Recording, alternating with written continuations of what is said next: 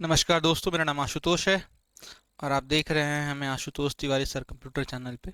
यह channel computer से संबंधित विषयों के लिए डेडिकेटेड है। तो आप किसी भी परीक्षा की तैयारी करते हो, यूजीसी नेट, जेआरएफ, शिक्षक बहाली, किसी भी प्रदेश से हैं, या फिर बैंक, एसएससी, रेलवे संबंधित किसी भी परीक्षा में जहां कंप्यूटर पूछा जाता है, उसके लिए कंप्यूटर की जानकारी चाहते हैं, नोट्स चाहते हैं, कंटेंट चाहते हैं, फ्री में अवेलेबल है हमारे इस यूट्यूब चैनल पे। तो आपसे निवेदन है कि इस चैनल को लाइक, शेयर, सब्सक्राइब करिए तथा कमेंट करके बताइए कि और बेहतर क्या किया जाए कि चीज़ें आपकी समझ में आए। हमारा मकसद ये है कि हम मुफ्त शिक्षा हर किसी तक पहुंचाना चाहते हैं। इसके लिए हमें आर्थिक सहयोग की भी आवश्यकता है ताकि हम अपने हार्डवेयर और इंफ्रास्ट्रक्चर को बेहतर बना सकें। इस यूपीआई के माध्यम से आप हमें दान अवश्य दें। जो भी पैसा मिलेगा उसका इस्तेमाल इसी चैनल की बेहतरी के लिए किया जाएगा। आज हम लोग एआई यानी आर्टिफिशियल इंटेलिजेंस की कड़ी में मिले थे। अब आगे चलेंगे। आप पुराने वीडियो से भी पीछे वाले कंटेंट देख सकते हैं। प्लेलिस्ट में वो लिंक अवेलेबल है, सारे वीडियोस अवेलेबल है, आप देख सकते हैं। बात जब एआई की होती है तो एआई में एक बहुत ही कॉमन सा शब्द है जिसका मतलब जो होता है एक्सपर्ट सिस्टम। माफ़ी चाहता हूँ, जो होता है एक्सपर्ट सिस्टम। तो ये पूछा जाता है कि एक्सपर्ट सिस्टम का मतलब क्या होता है और इसका इस्तेमाल क्यों करते हैं, कैसे करते हैं। तो एक्सपर्ट सिस्टम का मतलब होता है कि ऐसा कंप्यूटर का प्रोग्राम जिसको कि ऐसा सिस्टम या ऐसा प्रोग्राम जिसको कि नॉलेज होता है। नॉलेज किस चीज़ का और कैसा? तो इसको इतना नॉलेज होता है या इतनी जानकारी होती है कि आप अपनी समस्या जो रखेंगे उसका वो इन्फरेंस या रिजल्ट आपको दे पाएगा। ठीक है, तो वही यहाँ पे बताया गया है। तो कहता है कि एक्सपर्ट सिस्टम क्या होता है, तो अ कंप्यूटर प्रोग्राम और a set of computer program. ये कंप्यूटर प्रोग्राम है या कंप्यूटर प्रोग्राम का एक सेट भी हो सकता है, कलेक्शन भी हो सकता है, which contains the knowledge and some inference capability of an expert. इसमें क्या होता है, तो सेट ऑफ प्रोग्राम्स होता है जिसके पास जानकारी होती है और उस जानकारी का इस्तेमाल करके वो रिजल्ट बताता है। Most generally a human expert in a particular domain. और जो ये जानकारी देता है वो कहीं ना कहीं इंसानों की जानकारी के बराबर होता है। The expert system belongs to the branch of computer science called AI. ये जो एक्सपर्ट सिस्टम होता है वो कंप्यूटर साइंस का एक ब्रांच है, एआई उससे संबंधित है। The term expert systems is reserved for programs whose knowledge base contains the knowledge used by human experts. अगर कहा जाए तो ये जो एक्सपर्ट सिस्टम होता है या एक्सपर्ट सिस्टम के द्वारा जो प्रोग्राम्स का इस्तेमाल किया जाता है, इन प्रोग्राम्स को इस प्रकार से बनाया जाता है कि कहीं ना कहीं वो इंसानों के तरह या इंसानों के ब्रेन की तरह काम कर सके। तो बेसिकली यही है कि एक्सपर्ट सिस्टम जो है वो प्रोग्राम्स या सेट ऑफ प्रोग्राम्स है जिसका इंटेंशन या मकसद यह होता है कि वह इंसानों की तरह काम करे या सोल्यूशन दे पाए। जब एक्सपर्ट सिस्टम की बारी आती है तो वहीं पर एक दूसरा शब्द आता है जिसको कहते हैं हम लोग नॉलेज बेस्ड सिस्टम्स। ये नॉलेज बेस्ड सिस्टम्स क्या होते हैं? तो नॉलेज बेस्ड सिस्टम्स के बारे में हम लोग जानेंगे। नॉलेज बेस्ड सिस्टम जो होता है ये भी एक आर्टिफिशियल इंटेलिजेंस का पार्ट ही होता है। ठीक है, तो इसमें क्या होता है, the artificial intelligence programs written to achieve expert level competency. तो नॉलेज बेस्ड सिस्टम में क्या होता है, तो इनिशियल लेवल का वो प्रोग्राम होता है जहां पर हम लोग प्रोग्राम्स को इस प्रकार के लिखने की कोशिश करते हैं या इस प्रकार से लिखने का प्रयास किया जाता है कि वह एक्सपर्ट लेवल का हो सके और एक्सपर्ट लेवल के प्रॉब्लम्स को सॉल्व कर सके। ठीक है, तो expert level competencies in solving problems of different domains are called knowledge based systems. It performs a job by applying rules of thumb to a symbolic representation of knowledge instead of employing mostly algorithmic और statistical method। तो जैसा आप जानते हैं कि जब हम लोग कंप्यूटर में प्रोग्राम्स लिख रहे होते हैं तो वहाँ पर ज़्यादातर एल्गोज या फिर स्टैटिस्टिक्स का इस्तेमाल किया जाता है। लेकिन नॉलेज बेस्ड सिस्टम्स की बात करें तो नॉलेज बेस्ड सिस्टम्स में जब आप समस्याओं को लिख रहे होते हैं तो वो समस्याएं ना ही एल्गोरिथमिक फॉर्म में लिखी जाती है और ना ही स्टैटिस्टिकल में। उसको हम लोग रिप्रेजेंट करते हैं कुछ सिंबल से, कुछ स्पेशल सिंबॉलिक टर्म्स से। ठीक है, तो ये अंतर है नॉलेज बेस्ड सिस्टम्स और बाकी के कंप्यूटर प्रोग्राम्स में। अगर अभी पूछा जाए कि एक जो नॉलेज रिप्रेजेंटेशन स्कीम होता है उसके लिए कौन कौन से महत्वपूर्ण फीचर्स होते हैं, तो नेक्स्ट पॉइंट इसकी चर्चा करता है, good knowledge representation scheme should have the following features। यानी एक बेहतर नॉलेज रिप्रेजेंटेशन स्कीम जो है उसमें ये निम्न फीचर्स होने ही चाहिए। कौन कौन सा? तो पहला होता है कि वो नॉलेज को रिप्रेजेंट कर सके अपनी भाषा में। तो पहला पॉइंट ये लिखा है, it should allow us to express the knowledge we wish to represent in the language. यानी जो भी नॉलेज है, जो भी जानकारी है, उसको एक्सप्रेस किया जा सके, उसको बताया जा सके जिस भाषा में यूज़र उपस्थित है। अब सपोज करिए कि हम हिंदी में कंफर्टेबल हैं तो हम हिंदी में बताएंगे, अगर सामने वाला इंग्लिश में है तो उसको इंग्लिश में रिप्रेजेंट कर पाए। यह सबसे बड़ा फीचर होता है।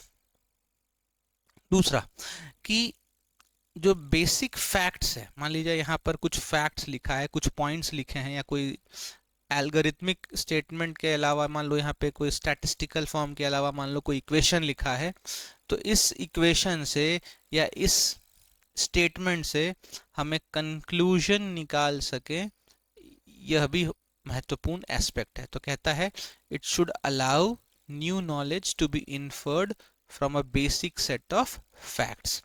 जो बेसिक फैक्ट्स है उस बेसिक फैक्ट्स से हम कुछ नया निकाल सकें। नेक्स्ट कहता है it should have well defined syntax and semantics.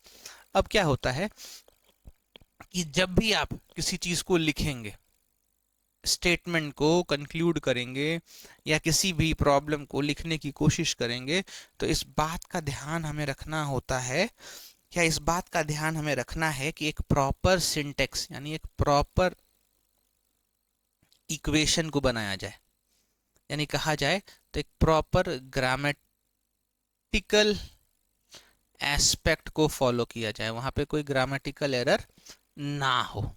यह सबसे बड़ी प्रायोरिटी होती है। तो इन सारे चीज़ों को पढ़ने के लिए, इन सारे एक्सपर्ट सिस्टम को बनाने के लिए एक पूरा प्रोसेस है, इंसान होते हैं और उन्हीं को हम लोग नॉलेज इंजीनियर्स कहते हैं। क्या कहते हैं? नॉलेज इंजीनियर्स कहते हैं। तो नॉलेज इंजीनियर्स क्या होते हैं? तो building an expert system is known as knowledge engineering. यानी जो इस एक्सपर्ट सिस्टम को बनाता है या एक्सपर्ट सिस्टम को बनाने की जो प्रक्रिया है उसको हम लोग कहते हैं नॉलेज इंजीनियरिंग, और जो इस चीज़ को करता है उसको हम लोग कहते हैं knowledge engineer. It is the job of knowledge engineer to make sure that the computer has all the knowledge needed to solve a problem। जो नॉलेज इंजीनियर होता है वो इस बात को सुनिश्चित करता है कि जो आप एक कंप्यूटर सिस्टम बनाए हैं या एक्सपर्ट सिस्टम बनाए हैं तो वो सारे प्रॉब्लम्स का सल्यूशन निकाल सके, सारे प्रॉब्लम्स का सल्यूशन दे सके। नेक्स्ट कहता है the knowledge engineer must choose one और more forms in which to represent the required knowledge. अब जो नॉलेज इंजीनियर होगा उसको एक से अधिक तरीके का इस्तेमाल करना पड़ेगा और एक से अधिक तरीके का इस्तेमाल करके यह सुनिश्चित करना पड़ेगा कि जो इक्वेशन को या जो प्रॉब्लम्स को वो रख रहा है वो सही तरीके से समझ में लोगों को आए। अगर अब पूछा जाए कि नॉलेज रिप्रेजेंटेशन के लिए कौन कौन से स्कीम्स का इस्तेमाल होता है, तो हम लोग अपनी परीक्षा का ध्यान में रखते हुए 7 तरीके के नॉलेज स्कीम्स को जानेंगे। इनमें से कुछ नॉलेज स्कीम्स के बारे में हम लोग पहले पढ़ भी चुके हैं, तो वैसे पहले हम जानते हैं कि हमें कौन कौन से नॉलेज रिप्रेजेंटिंग स्कीम्स के बारे में जानना चाहिए और बाकी चर्चा हम आगे करते रहेंगे। पहला नॉलेज रिप्रेजेंटिंग स्कीम जो है वो है प्रेडिकेट लॉजिक, दूसरा जो है वो है सिमेंटिक नेट्स, तीसरा जो है वो है फ्रेम्स, चौथा है स्क्रिप्ट्स, पांचवा है रूल बेस्ड सिस्टम्स, छठा है फर्स्ट ऑर्डर लॉजिक और सातवां है सिमेंटिक नेटवर्क्स। यानी यह 7 नॉलेज रिप्रेजेंटिंग स्कीम्स हैं। ये 7 नॉलेज रिप्रेजेंटिंग स्कीम्स हैं जिनका इस्तेमाल हम लोग करते हैं। अब इसी में अगर आगे चला जाए तो हमारे पास नॉलेज रिप्रेजेंटिंग के लिए यह अति आवश्यक होता है कि प्लानिंग किया जाए। तो प्लानिंग क्या होता है? तो प्लानिंग जो होता है वो एक प्रक्रिया है जहाँ पे हम लोग प्रॉब्लम के स्ट्रक्चर को बना लेते हैं कि हमारा प्रॉब्लम कैसा है, उसके स्ट्रक्चर को बना लिया जाता है। और प्रॉब्लम के स्ट्रक्चर को बनाने के बाद हम लोग उस प्रॉब्लम को सॉल्व करने के लिए एक सीक्वेंस ऑफ एक्शन भी बनाते हैं। एक सीक्वेंस ऑफ एक्शन भी बनाते हैं। सीक्वेंस ऑफ एक्शन का मतलब क्या होता है कि अगर हमारे पास समस्या है तो उस समस्या का निदान भी होगा। तो उस निदान के लिए, उस सॉल्यूशन के लिए हमें क्या करना होगा? कुछ स्टेप्स को फॉलो करना पड़ेगा। तो कौन कौन से स्टेप्स हो सकते हैं वह जानना भी आवश्यक है। तो यहाँ पे कहा गया है कि planning is the process that exploits the structure of the problem. यानी कहा जाए तो प्लानिंग जो है वह एक प्रोसेस है जो एक्सप्लॉइट करता है किस चीज को? तो problem of the structure of the problem. यानी प्रॉब्लम के स्ट्रक्चर को एक्सप्लॉइट करने का मतलब कि प्रॉब्लम के स्ट्रक्चर को समझता है under consideration for designing a sequence of actions. और क्यों समझता है?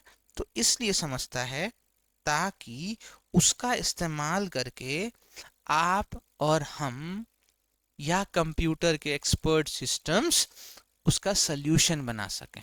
ठीक है, तो for designing a sequence of actions in order to solve the problem under consideration, यानी जिस प्रॉब्लम को सॉल्व कर रहे हैं उसका सल्यूशन दे सके। नेक्स्ट कहता है for the purpose of planning the problem environments are divided into 2 categories. यानी प्लानिंग को ध्यान में रखने के लिए या प्लानिंग के तरीके को ध्यान में रखने के लिए हम लोग प्रॉब्लम एनवायरमेंट को 2 तरीके से बांटते हैं। पहला हमारे पास जो है उसको हम लोग कहते हैं क्लासिकल प्लानिंग एनवायरनमेंट, और दूसरा जो हमारे पास है उसको हम लोग कहते हैं नॉन क्लासिकल प्लानिंग एनवायरनमेंट। अब क्लासिकल प्लानिंग एनवायरनमेंट क्या होता है और नॉन क्लासिकल क्या होता है?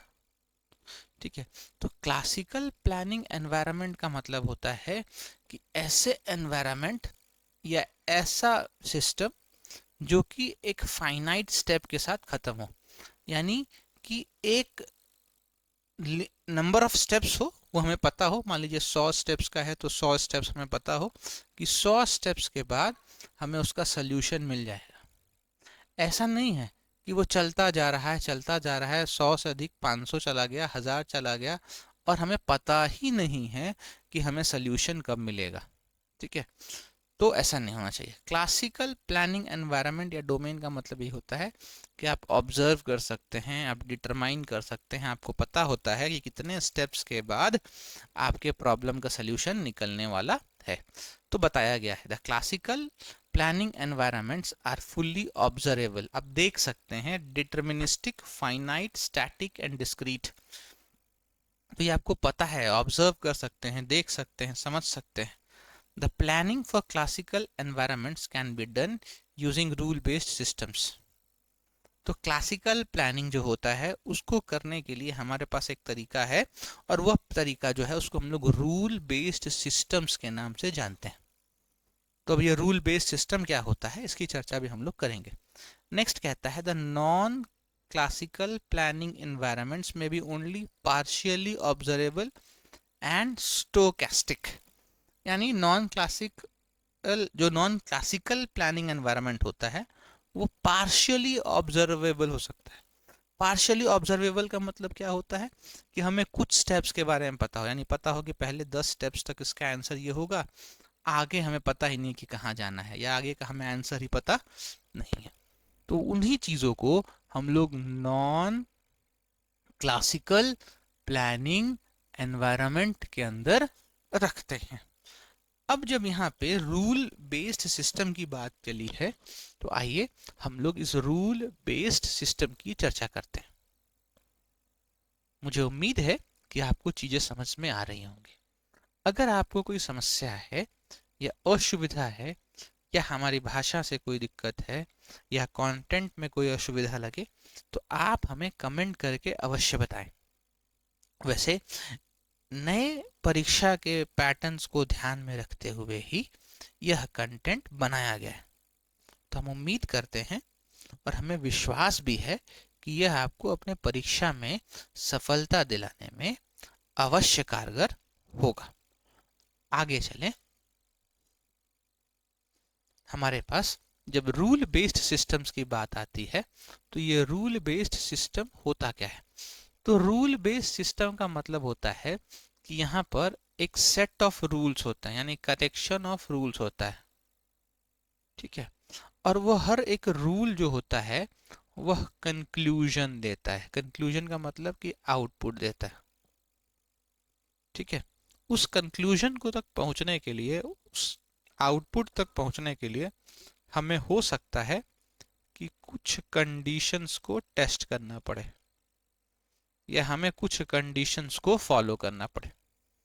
तो देखते हैं ये होता क्या है। तो rather than representing knowledge in a declarative way, यानी डिक्लेरेटिव वे का मतलब स्टेटमेंट के तौर पे या खाली ट्रू वैल्यू या फॉल्स वैल्यू के तौर पे लिखने से बेहतर है कि rule based systems represent knowledge in terms of set of rules. तो रूल बेस्ड सिस्टम्स क्या करते हैं कि सिंपल स्टेटमेंट के तौर पे नहीं बताते हैं। कैसे बताते हैं? तो एक रूल के आधार पे बताते हैं। वह रूल क्या बताता है? which specifies the conclusion that can be reached or derived under given conditions or in different situations। तो ये हमें रूल ये बताता है कि हम एक कंक्लूजन पर कब कैसे पहुंच सकते हैं। तो उस कंक्लूजन तक पहुंचने के लिए वो पूरा नियम बताता है।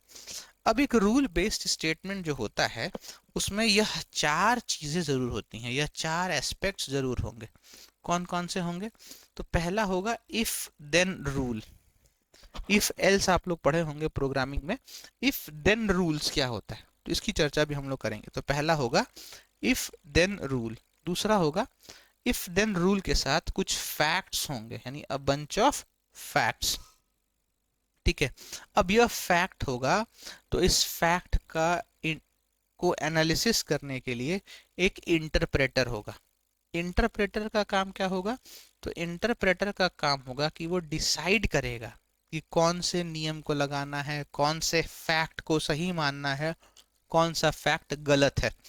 तो नेक्स्ट पॉइंट यही कहता है कि some interpreter of the facts and rules which is a mechanism which decides which rule to apply based on the set of available facts।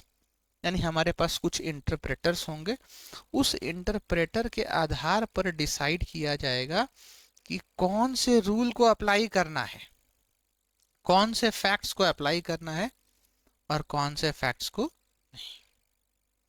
अब जब वह इंटरप्रेटर एक फैक्ट को अप्लाई कर देगा, उस फैक्ट को आंसर दे देगा, तो उसी फैक्ट के आधार पर आगे का एग्जीक्यूशन होगा। तो नेक्स्ट कहता है the interpreter also initiates the action, यानी इंटरप्रेटर जो है वो एक्शन इनिशिएट करता है suggested by the rule selected for application, यानी जो रूल सेलेक्ट हुआ है उसी के सिलेक्शन के आधार पर आगे के प्रोसेस को शुरू किया जाता है। यहाँ पर बेहतर समझने के लिए एक रूल बेस्ड फॉर्म का एग्जाम्पल दिया गया। अगर इस एग्जाम्पल को समझा जाए तो रूल पहला यहाँ पर है, यहाँ पे एक रूल दिया गया है। क्या कहता है? If A is a animal and A barks, then A is a dog. यदि A एक जानवर है और वो भौंकता है तो कंक्लूजन क्या निकलेगा कि वो एक डॉग है, वह कुत्ता है। ठीक है, तो यहां से पहला कंक्लूजन क्या निकला कि Rocky is an animal, Rocky barks. तो यहां से हम लोग दो कंक्लूजन निकाले कि पहला कहता है कि रॉकी जो है वो एक पशु है, पशु का नाम है, और रॉकी जो है बार्क्स यानी रॉकी जो है वो भौंकता है। ठीक है, तो इसको देखने के बाद क्या कंक्लूड कर सकता है, यानी ये हमारा रूल था और ये हमारे स्टेटमेंट्स थे। तो यह देखने के बाद जो हमारा इंटरप्रेटर होगा ये कह सकता है कि रॉकी एक जानवर है और रॉकी भौंकता भी है, तो रॉकी क्या हो गया, डॉग हो गया।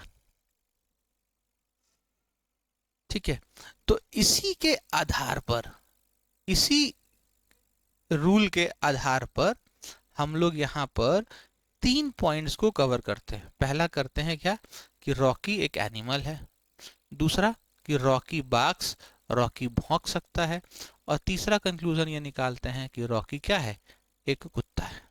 ठीक है, तो जब स्टेटमेंट्स का इस्तेमाल करके, जैसे ये इफ स्टेटमेंट था और ये क्या हो गया, देन स्टेटमेंट। ठीक है, तो ये इफ और देन स्टेटमेंट का इस्तेमाल करके हम लोग कंक्लूजन निकाल रहे हैं, इंटरप्रेट कर रहे हैं। यही रूल बेस्ड फॉर्मूला का या रूल बेस्ड सिस्टम का एक बेहतरीन उदाहरण है और कंक्लूजन भी है। अगर हम लोग बात करें तो रूल बेस्ड सिस्टम जो होता है वह दो तरीके का होता है। पहला होता है फॉरवर्ड चेनिंग सिस्टम और दूसरा जो है वो है बैकवर्ड चेनिंग सिस्टम। तो यह फॉरवर्ड चेनिंग सिस्टम क्या होता है और बैकवर्ड चेनिंग सिस्टम क्या होता है, हम लोग इसके बारे में भी जानेंगे। ठीक है, लेकिन अब हमारे पास यह एक प्रश्न बनता है कि हमारे जो रूल बेस्ड सिस्टम है, इस रूल बेस्ड सिस्टम का एडवांटेज क्या है, फायदा क्या है, या इस रूल बेस्ड सिस्टम का डिसएडवांटेज क्या है, फायदे और नुकसान क्या क्या है, पॉजिटिविटी और नेगेटिविटी क्या है, या पॉजिटिव कॉन्स या नेगेटिव कॉन्स क्या है, ये हमको जानना है। तो रूल बेस्ड सिस्टम में देखिएगा कि हर रूल जो होता है वो एक इंडिपेंडेंट पीस ऑफ नॉलेज होता है। अब इसमें क्या होता है, इसमें इफ देन रूल का यूज करते हैं। The if part contains all the conditions for the application of the rule under consideration. जो if part होता है, यानी जो if part होता है वो सारे rules को रखता है। then part जो होता है tells the action.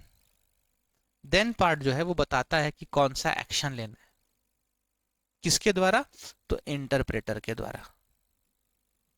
इंटरप्रेटर जो है उसको कहीं और कुछ ढूंढने की आवश्यकता नहीं है, इंटरप्रेटर को कहीं और मेहनत करने की आवश्यकता नहीं है। क्यों नहीं है, तो इंटरप्रेटर को कहीं और कुछ ढूंढने की आवश्यकता या मेहनत करने की आवश्यकता इसलिए नहीं पड़ती है क्योंकि उसका रिजल्ट जो है वो इफ देन पे ही निकलेगा।